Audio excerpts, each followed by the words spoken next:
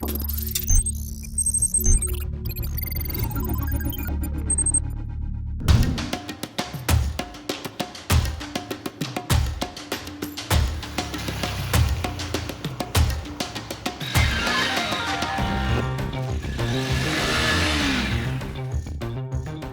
is certainly a looker, the new Honda CB200X.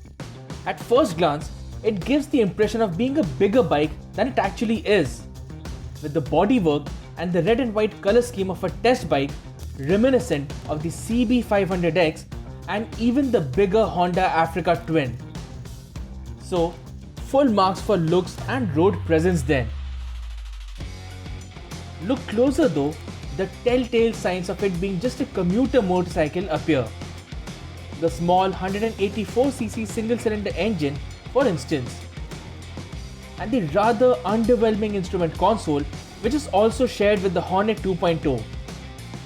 Otherwise, it gets almost all features and readouts associated with a motorcycle of this segment. The 37mm gold finish upside down front fork does lend a hint of premium appeal, but the suspension travel is limited because it's the same unit from the Hornet 2.0. Brakes, although with discs at both ends, only come with a single channel ABS, and ground clearance could have been better.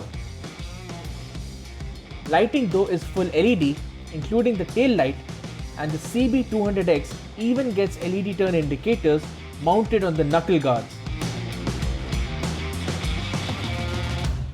Meet the all-new Honda CB200X. Now Honda calls it a crossover, CB200X crossover, not really an off-road motorcycle. And this one is based on the Honda Hornet 2.0. So same engine, same chassis, same suspension. What it gets is new bodywork inspired by the Honda CB500X and slightly more comfortable ergonomics. So you sit upright, and according to Honda, you can use it for the daily commute and also use it for touring on weekends. Not an off-road bike, but yes, it gets block pattern tires, so you can do a fair bit of soft-roading, so to speak. So that's the new CB200X.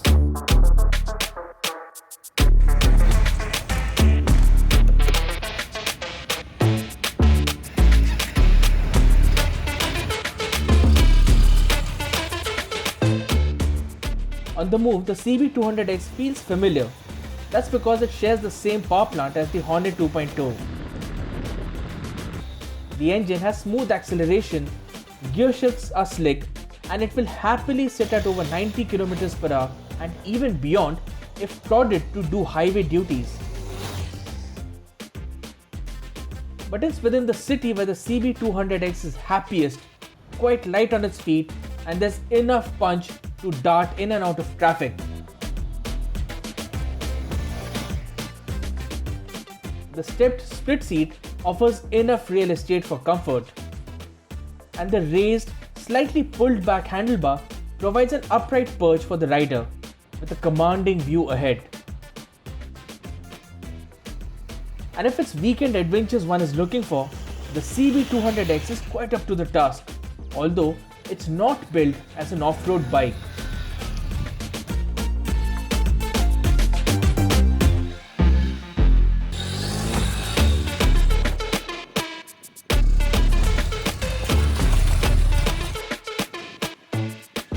The biggest strength of the Honda CB200X is the way it looks. Just look at it. It looks like a proper mid-size or entry-level ADV or adventure bike. Of course, that design is inspired by Honda's big bikes like the CB500X and even the Africa Twin. Now, Honda says it's not a pure off-road motorcycle, so it's limited by its ground clearance and suspension travel. But if you want to start exploring the country, use it for the daily commute and do some weekend riding, a fair bit of soft-roading, so to speak, the CB200X certainly makes for a very good case. The engine is smooth and refined, of course, a brilliant engine from the Honda Hornet 2.0. Same chassis, so handling is also quite neutral, quite likable. Overall, I think the CB200X makes for a very good case, but what it's not is an off-road bike.